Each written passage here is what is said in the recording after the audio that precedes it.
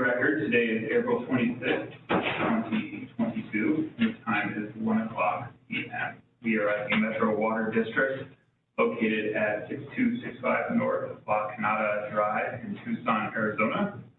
This is the time and place for the public hearing on the proposed management plan for the Tucson Active Management Area for the 5th management period.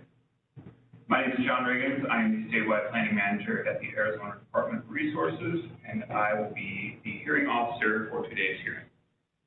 With me is Natalie Matt, AMA director, responsible for the management plan. Natalie has been involved in the development of the proposed management plan and will give a brief description of the proposed management plan, including a summary of comments provided by the Tucson Active Management Area Groundwater Users Advisory Council on the draft management plan, data in support of the proposed management plan, and a summary of changes for the 4th management plan. Also with me today from the department are Kelly Brown, Deputy Counsel, Maggie Martin, Management Plan Specialist, McKenna Welsh, Management Plan Specialist, Sharon Sandwary, Docket Supervisor, Kyle Miller, AMA Director, Colette Pansini, Municipal Planner. We have a court reporter present via webinar to record and transcribe what is being said today, so it is important for speakers to please speak up and speak slowly so the court reporter can accurately record your comments. If anyone has difficulty hearing me or a speaker, please let me know. For those in person, if you haven't already done so, please sign the sign-in sheet on the table near the entrance. There are also speaker cards on the table. If you would like to speak today, please fill out the speaker card if you have not done so already, and submit your card to Sharon or to Maggie Martin. For those on the webinar, we have provided a link to the virtual speaker card in the chat box and on the screen. The chat box can be opened by clicking the speech bubble icon at the bottom of your screen. If you would like to speak via webinar today, submit your virtual speaker card and staff will call on you when it is your turn to speak. Everyone was muted upon entry to the webinar. Please unmute yourself when it is your turn to speak. For those participating via telephone and not on the webinar, and you would like to make a verbal comment, please state and spell your name, and we will call on you when it is your turn to speak. If you would not like to make a comment, please simply stay silent. We will call on the telephone participants to speak after the webinar participants. Persons presenting comments at the hearing, whether in person or virtually, will be subject to a 3-minute time limit to ensure all who wish to speak receive an opportunity to do so. The purpose of this hearing is to provide members of the public the opportunity to make oral or written comments on the proposed management plan for the Tucson Active Management Area for the 5th management period. The proposed plan is available on the department's website. We will not be responding to questions or comments at this hearing today. However, we will do so in writing as part of the formal management plan adoption process. If anyone has any questions or comments on issues or programs that are outside the scope of this hearing, you can contact me or one of our staff after the hearing today. This hearing will be conducted in a formal manner. As I mentioned previously, a court reporter is recording everything being said. A copy of the transcript of the hearing will be available for review at the department's office and will also be posted on the department's website when it is available. At the conclusion of the hearing, I will be accepting any written comments or documentary evidence that anyone may wish to submit to the department regarding the proposed management plan. The department will also accept written comments until 5 p.m. today. Written comments submitted up until 5 p.m. today should be submitted to the department's docket supervisor, Sharon Sandwary, by email, and I will spell this. Email is santlebury@azwaters.gov or fax at 602-771-8686. A copy copy of the public notice with Sharon's contact information is posted on the department's website, and her business cards are located on the table near the entrance if you would like one.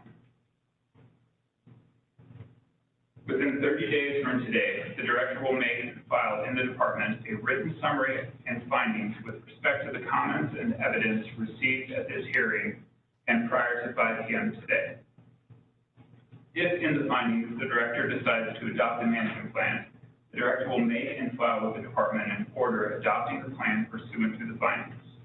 Notice of the order will be sent to all persons who signed the attendance sheet today and to all persons who submitted comments or evidence prior to the close of the record.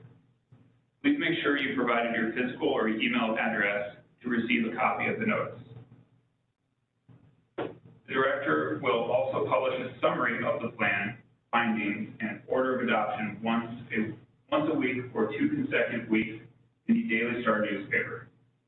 Pursuant to Arizona Revised Statute, Section 45-571 and 45-114, subsection C, any person may file a request for rehearing or review of the order of adoption within 30 days after the second publication of the notice. The last day for filing requests for rehearing or review will be identified in both the mailed and published notices of the order of adoption. If no one files a timely request for rehearing or review, the plan will become final. If a timely request for rehearing or review is filed, the director will have 60 days after receiving the request to issue a decision on the request. The director may grant a rehearing, grant review without a rehearing, or deny the request.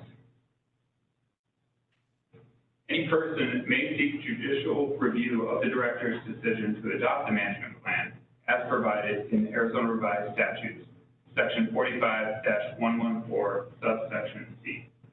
Within 30 days after the plan becomes final, the department will mail notice of the conservation requirements contained in the plan to all persons who are required to comply with the requirements. Any aggrieved person may request an administrative review of the conservation requirement within 90 days after receiving notice of the requirement as provided by Arizona Revised Statutes, Section 45-575, subsection A. A person who requires additional time to comply with a new conservation requirement may request a variance within 90 days after receiving notice of the requirement pursuant to Arizona Revised Statute, Section 45-574, subsection A. I will now turn the hearing over to Natalie Mast, who will describe the proposed plan in greater detail. Thank you, John. Good afternoon. My name is Natalie Mast, and I am the AMA Director responsible for the management plans at ADWR. The purpose of this presentation is to present data in support of the proposed management plan and to provide a summary of the comments made by GUAC members.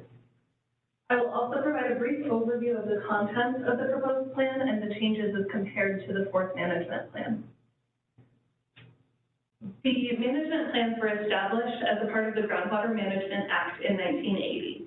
The plan being presented today is the fifth and final in the series of plans established in that act, and the conservation programs contained in the plan are designed to achieve reductions in withdrawals of groundwater.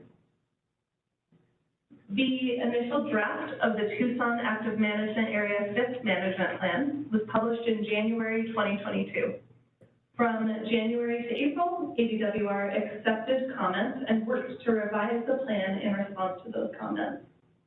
The GUAC comments, which I will summarize shortly, were received during this time period.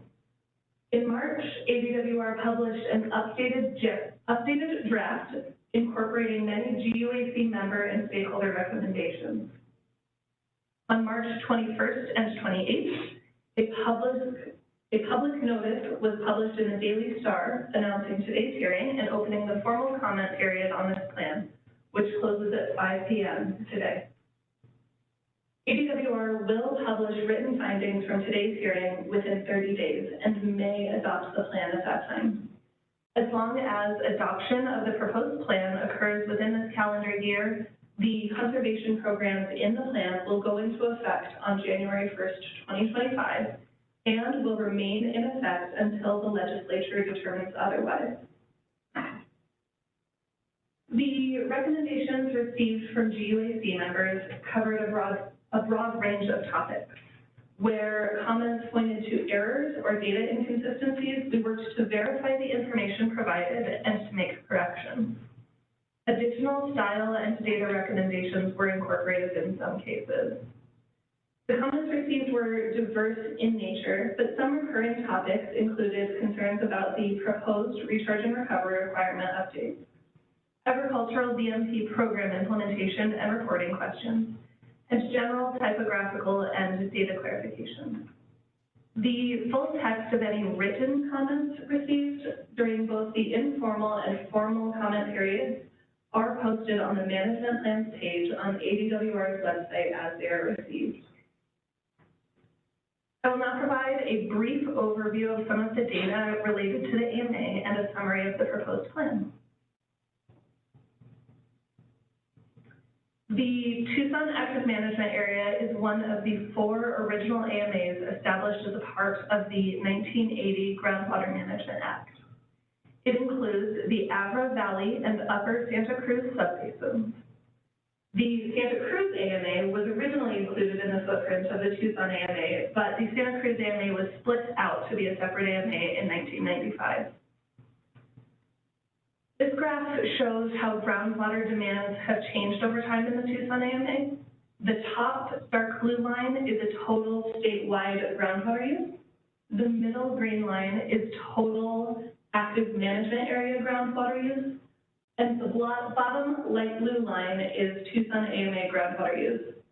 It's hard to see in this graph, but will be more apparent on a later slide. While statewide and total AMA groundwater use has been fairly flat since the early 90s, in the Tucson AMA, total groundwater use is now less than half of what it was in 1993. The graph on the screen now shows how water use is broken down by sector in the Tucson AMA. The different colors represent the sectors. Gold is municipal, teal is agricultural, red is industrial, and dark blue is tribal water estimates. Currently, about half of the Tucson AMA's water is related to the municipal sector. This graph shows the supplies used to meet those demands each year. The red line represents groundwater, and the teal line represents Colorado River water. Notably, as Colorado River water use increased in the early 2000s, groundwater use decreased, and total water use in the AMA has remained fairly steady. Next, I'll provide some information about the proposed management plan and some additional data specific to some of the programs contained in that draft plan. One of our major goals for the 5 MPs was to streamline these documents. Much of that streamlining could be achieved by referring to supplemental information rather than including extensive detail within the plan. For example, rather than extensively detailing geologic structures and hydrologic conditions, we point to the most recent model report. This both allows the management plan to be streamlined and also ensures that the reader is directed to the most up-to-date information available. This was particularly important for the 5 MP due to the indefinite timeline of this plan. By streamlining, we were able to condense the document from 12 chapters to 8 chapters. We also added an executive summary, which provides a brief overview of the document and helps to point the reader to additional detail throughout. The proposed management plan contains 8 chapters, many containing data, analysis, and background information. Chapters 4, 5, and 6 also contain the continuing mandatory conservation programs for agricultural, municipal, and industrial water users, respectively. These programs are designed to reduce withdrawals of groundwater. Another way we streamlined the document was moving much of the data online. Previous plans had extensive data tables printed in the document, but those tables were unable to be corrected if errors were found and could not be updated with additional years of data over time. The growth of interactive online tools has allowed us to move much of that previously static data online, allowing us to provide additional detail and to improve our transparency by making more of our data more readily available.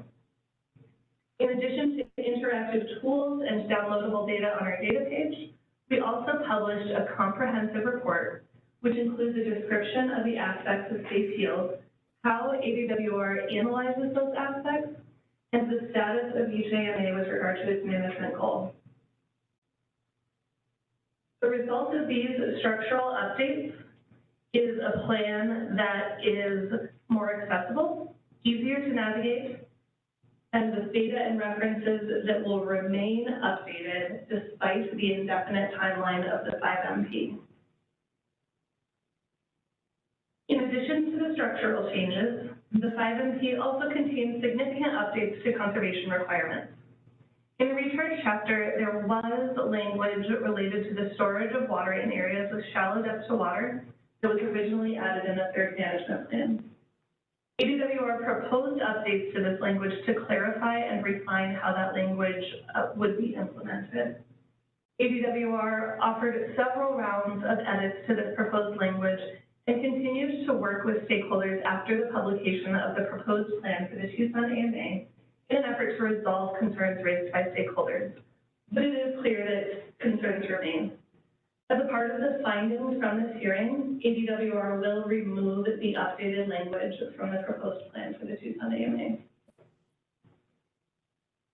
In the Ag chapter, the updates are broader. The default conservation program for agriculture is what we call the BASE program, an allotment-based program based on historic acreages and historically grown crops. For this program, statute allows a 5% reduction of the top 25% of water duties within a series of limitations. For the BMP program, which is an optional alternative program, extensive updates were made to the list of BMPs, and minimum points requirements for several categories were updated. These updates were made in collaboration and with the recommendation of the BMP Advisory Committee chaired by Scott Riggins. There are not currently any participants in the BMP program in the Tucson AMA. Finally, there is an additional optional alternative program for the 5MP, which allows someone farming multiple IGFRs to combine the allotments of those IGFRs with a 5% cut to the aquifer, enabling that person to submit a single annual report to use any of that combined allotment anywhere across the combined footprint of those IGFRs, and encouraging using the water on the most efficient lands while still contributing to reductions in withdrawals of groundwater. In the municipal chapter, we again have multiple programs. The major updates were to the programs for large municipal providers or those supplying more than 250 acre-feet of water for non-irrigation use. The GPCD program is the default program for large providers who have a designation of assured water supply, and providers who are not designated may not participate in the GPCD program. The 5MP draft language contains an updated calculation for the GPCD requirement, which uses a rolling average of the provider's historic GPCD to calculate the provider's target. The calculation functions to apply downward pressure to a provider's GPCD, allowing for a number that is customized to that provider, could reasonably be achieved, and reflects reductions in withdrawals of groundwater through that downward pressure in GPCD over time. The non-per capita program is a BMP-style program for large municipal providers. Designated providers may opt into this program, and undesignated providers are required to be in this program. Significant updates were made to the BMP list for this program, and updates were made to the points, targets, and tiers for this program. In the industrial chapter, several subsectors have proposed updates. For power plants, a minor update allows for a modification to be made to cycle the concentration requirements if blowdown water will be beneficially reused. For golf courses, the method for calculating conservation allotments was redesigned to better reflect overfeeding practices and more recent consumptive use analyses. A calculation error was discovered in the application rates published in the conservation program for golf courses in Chapter 6 of the proposed plan for the Tucson AMA. Correcting this error results in reductions to total conservation allotments. This correction has been communicated with the courses that are impacted, is reflected on the numbers on the screen, and will be documented in the findings from this hearing. For non-golf turf facilities, the allotment calculation was split in two. A less generous calculation for facilities with greater than 30% water-intensive landscape, and a more generous calculation for facilities with less than or equal to 30% water-intensive landscape. This is designed to incentivize those more efficient types of landscape and include the provision to provide a consideration for parks and schools where additional turf may have functional purposes like sports fields. Finally, I would like to acknowledge the fact that these management plans are very much a team effort, with an enormous amount of work put in by management plans and AMA staff, by other staff from across the department, and with significant input from other state agencies, from GUAC members, and from the regulated community. We would not be here today without the collaborative effort of all of these people and many more. So thank you to all who contributed in any way. With that, I would like to thank you for your time and attention today. And I will hand it back over to John, who will be calling us speakers. All right, thank you, Natalie. So we will now move on to the speaker portion of the hearing. For those participating via telephone and not on the webinar who would like to make a verbal comment, please state and spell your name now, and we will unmute you when it is your turn to speak. If you would not like to make a comment, please simply stay silent. We will call on the telephone participants to speak after the webinar participants. So we will unmute telephone participants now.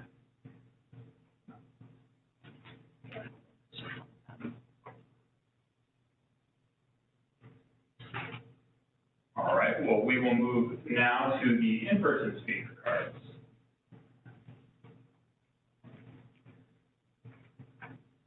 So please be advised that those presenting comments at this hearing, whether in person or virtual, will be subject to a 3-minute time limit to ensure all who wish to speak receive an opportunity to do so.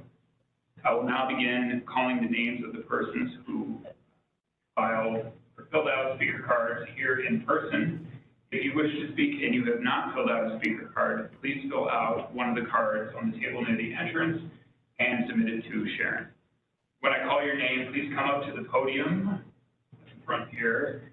State and spell your name, please. Identify any person or entity that you represent, and then give your comments.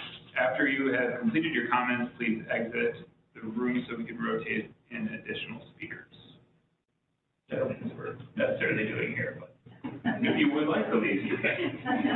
That option's out there. So I will go ahead. The first name that I have here is Mr. Wally Wilson. Just so everybody knows, you have to push a button on the mic for it. Good afternoon. My name is Wally Wilson. I'm the Water Resource Manager here at Metro Water District. I want to thank ADWR for coming and having this hearing here and bringing this to the AMA so everybody can participate in the hearing. I just have a general comment. Metro Water District is very thankful for the effort, the massive effort that has gone into putting together this 5th management plan for the Tucson AMA as well as the other AMAs. And personally, I really appreciate the time that Tracy Carpenter has spent talking with me about how recharge and recovery works a little bit differently in the Tucson AMA than it does in the other AMAs. and it's very accurately portrayed in the fifth management plan. So thank Tracy and thank everybody at ADW for all the efforts. Appreciate your time. Thank you. Next, I have David Fury.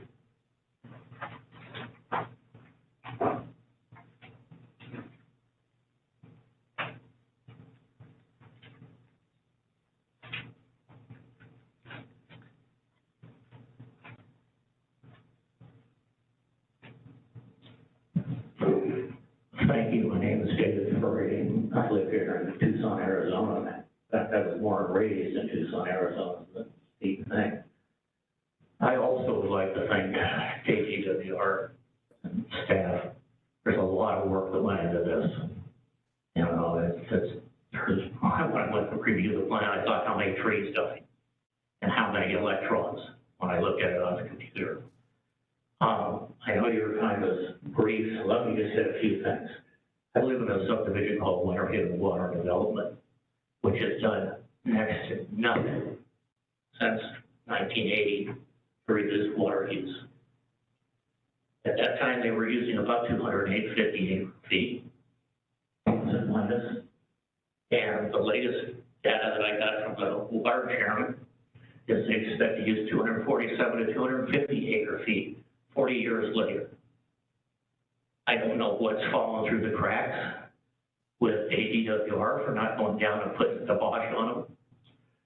You know, it bothers me. If you take 247 acre feet and about estimate of 280 lots, 3 people per lot, that comes up to 287,413 gallons per lot per year, just under an acre foot.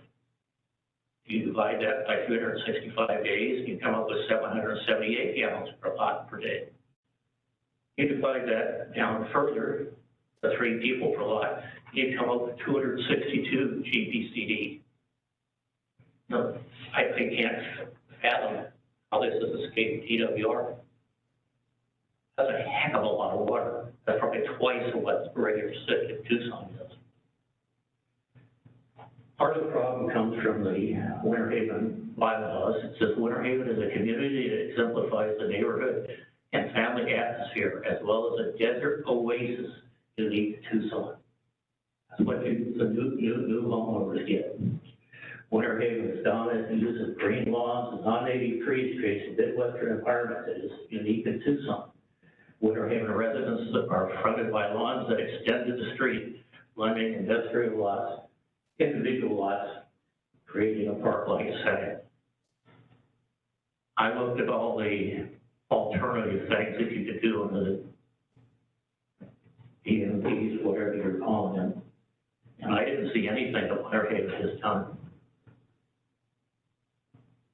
Talk is cheap. Some places they'll give you $25 if you change your toilet. I tell them, when I'm not using it in my toilet, it doesn't wind up back over here at the treatment plant, so you can put it up on the golf course or you can put it in a recharge. I don't know, you can save a heck of a lot of water. For about 3 minutes.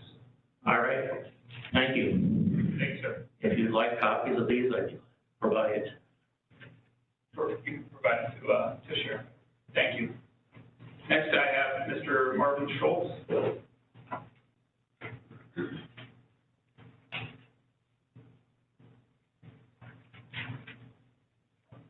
Hello, my name is Marvin Schultz. That's S-H-U-L-T-Z. I'm the general manager for the Tucson Estates Property Owners Association, and we have an 18-hole executive golf course there in the community.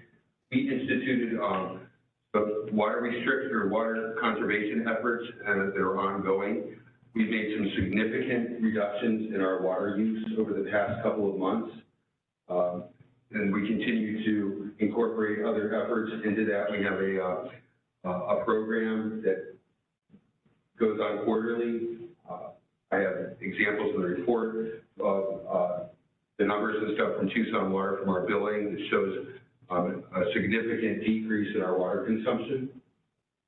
We've instituted many changes on the golf course and in the community as well to reduce our use of water. So I wanted to give this to the committee so that they could review it. Thank you. Any comments or evidence that you'd like to provide, you can provide to the docket supervisor. Thank you.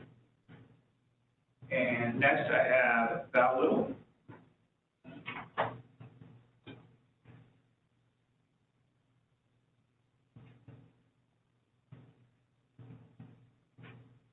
My name is Val Little, and I'm the chair of the Tucson AMA GUAC, Groundwater Use Advisory Council. I, like others, want to thank all the work that's gone into what has culminated today, and just say that I think we had a good opportunity at our last GUAC meeting to provide you input, and I'm heartened that you've taken that input to into changes that were asked for, and that you were so flexible. I would like to say one minor thing.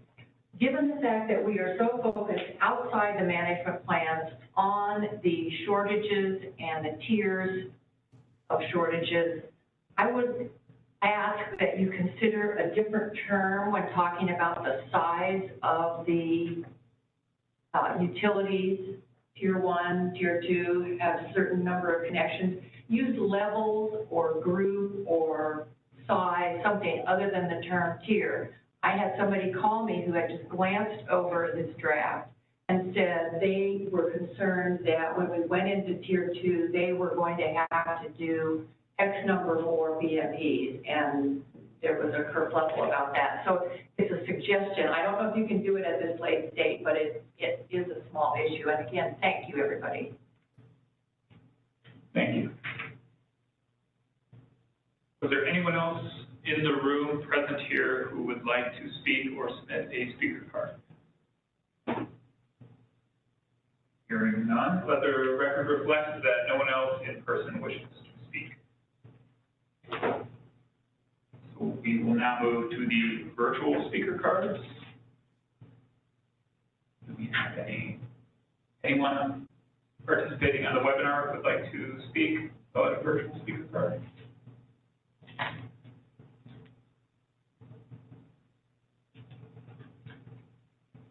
All right. Seeing and hearing none, let the record reflect that no one else on the webinar wishes to speak. So no one has filled out a speaker card indicating that they would like to present comments on the proposed management plan.